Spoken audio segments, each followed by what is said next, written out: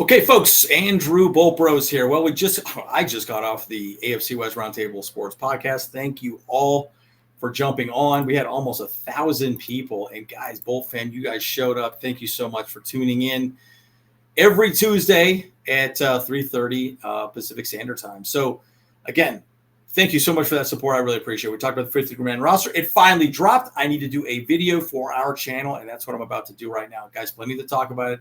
In this video, some interesting cuts, and we have one signing. So, well, I shouldn't say a signing, a trade. And let's get into it.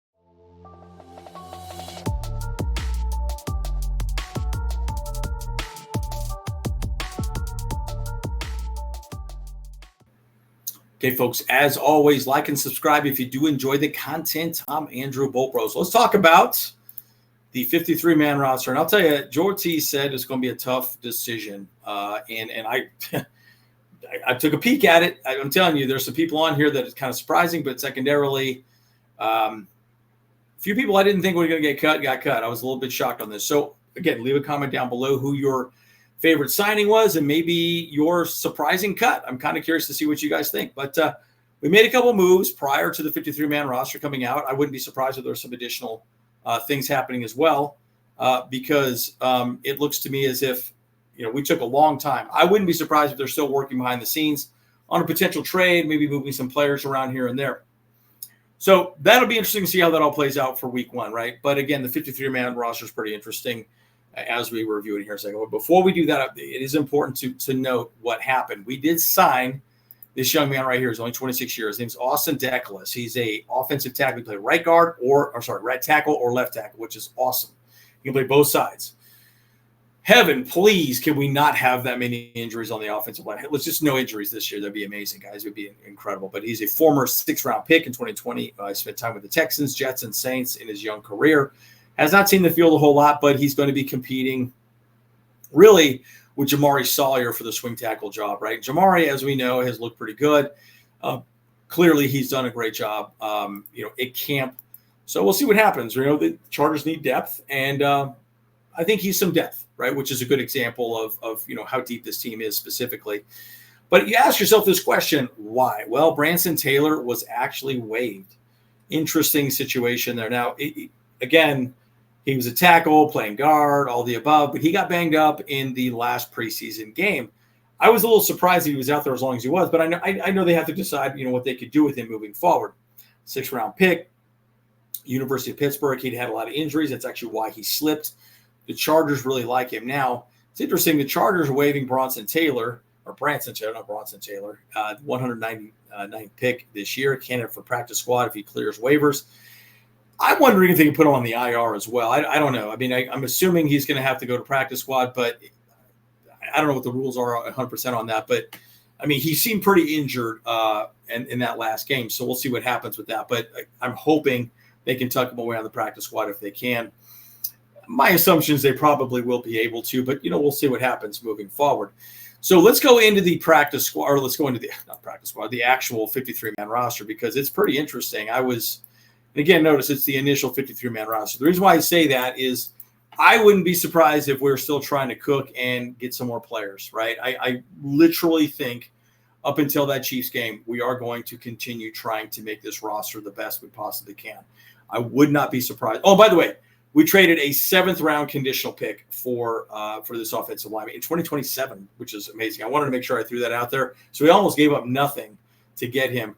And, again, he hasn't seen the field a whole lot, but, again, we need depth moving forward. So the initial 53-man roster is here. So there's 24 players on offense and 27 on defense and 2 specialists among the 53 players. Now, we'll go into each one of the sections. We're going to talk about this. I mean, literally, this just dropped. When did this drop, guys? At the time of filming, this is 20 minutes old, right? So I literally just hopped off the AFC West Roundtable Sports Podcast, and this just dropped, and let's go for it. So Justin Herbert and Trey Lance. Guys, I tell you right now, Trey Lance did not look good in camp, but, man, he definitely won that spot over, so we'll see what happens. He won it over Taylor Heinicke. Again, we did let go of DJ Uiagalelei. So we'll see if he gets signed to practice squad or Taylor Heinicke clears waivers. We'll see what happens. I'm really curious to see what happens there. If Taylor gets signed somewhere else, that'd be kind of interesting. Again, he's like 33 years old, so it'd be kind of a surprise. But DJ, I like DJ a lot moving forward. But let's talk about the running back room. Hampton and Najee Harris. Again, Najee Harris and Hassan Haskins. So you might be asking yourself, well, why not Kamani Vidal? Look, here's the thing. Kamani is not a great pass protector. All three of these guys, great at pass protection. And guess what? We want to keep Justin Herbert healthy. Okay, we had Isaiah Spiller on our team. Why did he not make the field for a long time? He couldn't pass protect. He did not pick up blitzes. He did a horrible job with that. So it's not just about running the rock. It's also protecting your quarterback. And Omarion Hampton does a great job with that. Najee Harris does a great job with that. And Hassan Haskins does a great job with it. Plus, Hassan Haskins is awesome at special teams. Again, I just think he is very, very good at special teams. And so, I think, Ryan Ficken probably was the guy that made the final call with Hassan Haskins over Vidal, but, that's probably what happened. So, again, we'll see what happens with that. Now, Scott Matlock is going to be the fullback, which is interesting. He's listed as a fullback, which I thought was really interesting. Now, again, he really kind of moves up and down the line a lot. You see him line up as a tight end. He really lines up as a fullback. I really like him. He's done a very good job of making that transition. So it's exciting to see. Again, actually, when we get down at the bottom, I don't remember if he was on the defensive line at all. Curious to see, but clearly they have him listed as a fullback. And he did get more offensive snaps last year than he did defensive snaps. Anyway, so would make sense to say he's a fullback moving forward. Wide receivers, no surprise here, guys. Keenan Allen, Darius Davis, Trey Harris, Quentin Johnston, Keandre Lambert-Smith, and Ladidi McConkey, right? That is a freaking dope room, guys. Some people were thinking Darius Davis might get cut. I really don't know why or how anyone thought that would happen. I mean, he is size-wise and so on and so forth, but Didi is going to be ready to go. I mean, clearly he didn't drop the ball at all, and he did a good job in special teams last year. He made the Pro Bowl. So, a lot to be said about Darius Davis. I think he will do a very good job in special teams. And again, he's a special, wide receiver. He's extremely fast, and we can stretch the field. Trey Harris is going to be great. Quentin Johnston hopefully has a bounce back season, especially with the concussion. And KLS has looked amazing. And again, we know what Ladidi McConkey is, right? And Keenan Allen, we know what he is too.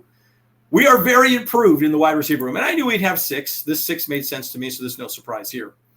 Tight end room, which is interesting. Now, again, Matlock really is a hybrid tight end, right? That's why Steve-O Klotz did not make the team. I'm hoping we sign him on the practice squad.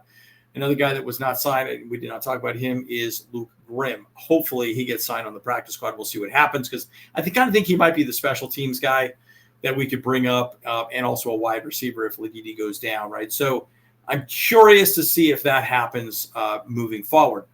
Tyler Conklin is going to be awesome. Will Dissly is an amazing blocker. Tucker Fisk is an amazing blocker. Aronde Gatson is really a wide receiver. He's gotten better at blocking, but he's really a wide receiver. So we'll just leave it at that. So, there's a lot to be said about, these 4. But again, I would add Scott Matlock as well, too, in this mix. He's going to be coming in. Again, these 2 guys, primarily blocking. Tyler Conklin is blocking and pass catching, and Aronde Gatson primarily will be pass catching. So it's very exciting to see how that plays out. Look at the offensive line. Joe Alt will be the left tackle. Mekhi Becton will be right guard. Bradley Bozeman will be center. The new guy, Austin Deculus, was actually going to make the 53-man roster. Now, I think the reason why that is you need to make sure you're going to be dressing out 8 people. Now, it's been interesting to see how the practice squad shakes out. I don't even want to project that at this point, but bottom line, you got to have a swing tackle. He can play right tackle or left tackle. Again, Trey Pipkins, has had some injuries. Joe Alt has been absolutely nailed, so hopefully he stays healthy all season. Zion Johnson's always been healthy, which is amazing. I just wish he could have made the center thing work. Unfortunately, it did not work out. But Jamari Sarr will probably be the starting swing tackle. Austin will probably come in at times as well, too. So, we'll see how it plays out. I'm curious to see, how he can get himself in. But Andre James actually looked really good as well, too. So I like him in the room as well. I would not be surprised if we go out and get another offensive lineman. I really would not. Austin Deculus, I don't know that he's, absolutely the best guy out there, but I could see us trying to get another tackle or another guard. Yeah, but we'll see, right? We'll see what happens. I think they're probably happy with this overall, but this guy right here is going to be the question mark, right? But he's a freaking big dude, 6'5", or sorry, 6'3" or 6'4", big dude, almost 330. He's a huge guy. So, again, they like big bodies, and he can do it, right? So we'll see how that plays out. Okay, so let's talk about the defensive line. I think this was kind of interesting. Actually, no surprise here at all. I mean, I look at this again, and I'm like, yeah, this is exactly what I expected. So we got Jamari Caldwell. Again, he looked great in preseason. Justin Herbert, I guess that was a bit of a surprise to me in a weird way. I think they like him a lot. In a weird way, I kind of feel like it's a little bit undersized for what they want him to do. I mean, he's much smaller than Jamari Caldwell and definitely Taylor Tart, right? So, I noticed Scott Matlock is not listed on the defensive line, but I think he'll be rotated in a little bit as well, too, if he has to. Deshaun Hand, I think he looked great in camp. And Naquan Jones looked great in camp, too, and also preseason. I think both of these guys look really good. So, and then Tito Ogbonnia has looked great, and Taylor Tart has looked great. I am happy with this group, guys. Like, a lot of people salty about our defensive line. Oh, we suck, and we lost Poona Ford. Guys, I think we're going to be just as good as we were last year, if not better. I really, truly believe. Jamari Caldwell looks great. I think these two guys are going to be good. And Tito is improved. And Taylor Tart's really good. I guess my only question mark is Justin Herbert. Again, I've seen some videos where he's looked really good. Look, I think there's times he can look good, but I think this is a really nice defensive line group, right? Again, a lot of these guys, I think Justin Herbert probably is mostly a special teams guy. Probably why he made the team. And Tito Ogbonnia, I would say, these are two probably big-time special teams guys right here as well, too. Because remember, Deshaun Hand came from, I believe, the Dolphins, like Taylor Tart, I believe. Correct me if I'm wrong on that. But Naquan Jones came from the Cardinals, I believe. So, look, these guys they played in the league. So, I feel confident with them as well. Outside linebackers. Now, I'm gonna say this. Bud Dupree, again, we'll see what happens. I think he's fine. I'm a little nervous about this group because really the only two people that are proven are Thule and Khalil Mack.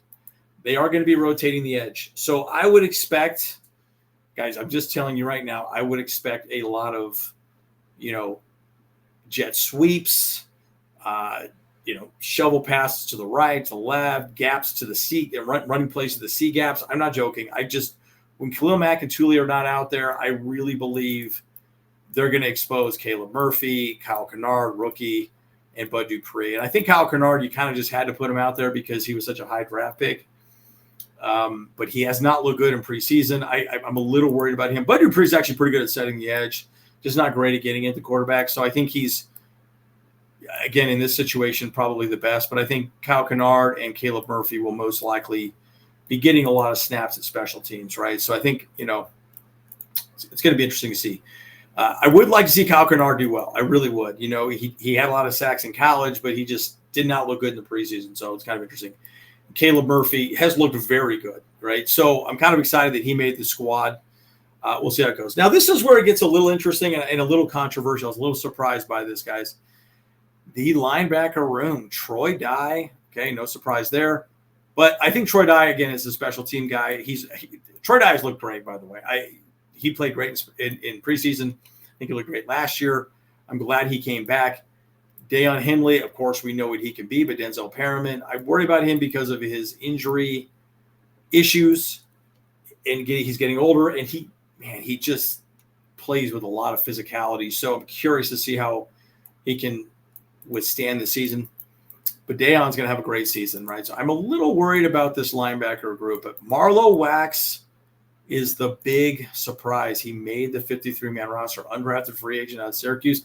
And guys, he has looked good. He has looked really good in preseason. So we'll see how we can do it, right? And I think more than anything, again, he was a captain at Syracuse.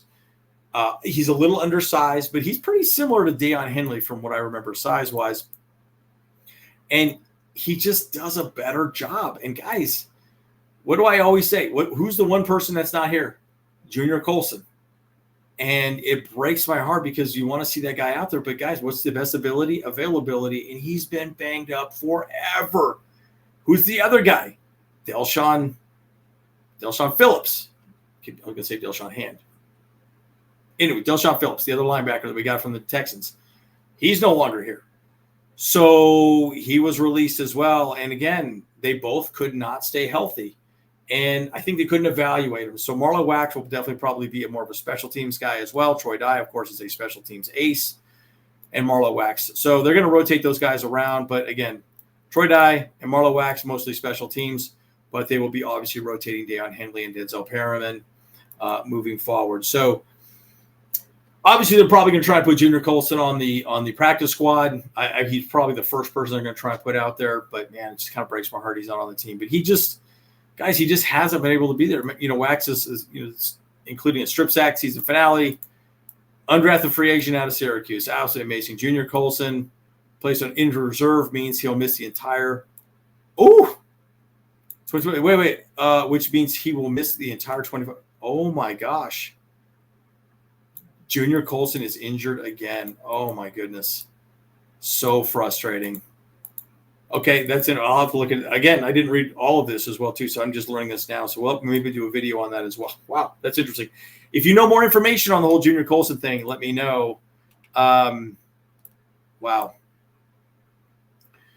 Okay, that's news to me. So let's talk about this. This is actually pretty interesting. I'm very curious what your thoughts on the defensive backs. No, notice, defensive backs. They're not designating cornerbacks and safeties. I actually truly believe that's how really defenses should be run. I really truly believe cornerbacks and safeties are kind of the same thing. But I like it. I think this is going to be a very big part of our team. And there's two people on this that are undrafted free agents, Nico Reed and Eric Rogers. That's awesome, dude. Eric Rogers is a pretty big dude, guys. I mean, he's like 6'2", from Rutgers. He looked great. I wasn't sure if he was going to make the squad. And, guys, Benjamin St-Juste hasn't looked great. He's looked okay. Dante Jackson we haven't seen out there a whole lot, but he'll probably be the starter. But Nico Reed looked amazing in preseason. So it's good to see these guys make it as well. And, guys, Kendall Williamson, we talked about him. I did not think he'd make the team. But he was a bubble guy, and I thought, well, maybe he'll make it, but he looked good. I think he's probably going to be the special teams guy right now. Jasir Taylor and maybe Kendall Williamson will most likely be the gunners. Maybe Eric Rogers. We'll have to see how that plays out. But, again, for special teams, that'll be interesting. It could even be R.J. Mickens. We'll see. I'm curious to see who the gunners are going to be. Jasir Taylor probably will be a special teams ace because he's done a really good job with that. But, again, Gilman, Cam Hart, Dante Jackson, Derwin James, no surprises there. Elijah Molden, Nico Reed. Elijah Molden's look great. Tar Heap still, as we all know. And again, Benjamin St-Juste. The thing about Benjamin St-Juste, I'll just leave one last thought here. Benjamin St-Juste is a pretty big dude.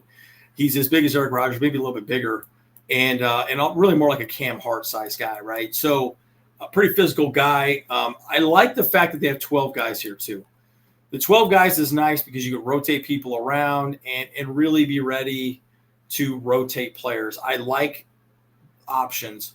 I wouldn't be surprised if we put 3 more defensive backs on the special teams as well. Guys, special teams and these defensive backs, they get banged up, guys. They get banged up, and that's what happens all the time. So I just think that, anyways, it's going to be interesting. So the 4 starters, as it says here, the quartet includes Hart, Jackson, Still, and St-Juste. That makes perfect sense.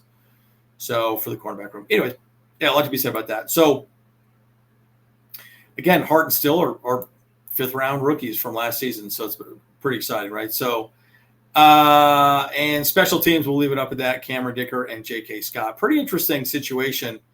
Harris was injured in preseason at the finale. The Chargers could go with Fisk as an emergency long snapper, and that's probably why. So I'm curious to see what happens with Harris since he's not on there. Placed on injured reserve, designated to return. So, again, going back to the tight end room, that's probably another big reason why Fisk made the squad.